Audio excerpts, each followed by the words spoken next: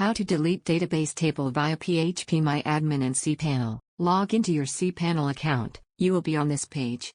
Go to the Databases section and click on the phpMyAdmin icon. On the left sidebar there are databases. Click on the database to open its list of tables in the right pane. Now click on the name of the table you want to delete. On the top bar of this window there are different options to perform different operations. Go and click on the Operations button. Now scroll down to the bottom of the page and click on the Delete the Table option. Click the OK button to confirm the delete of the selected table.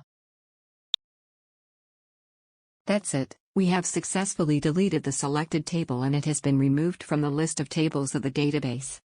Thank you for watching.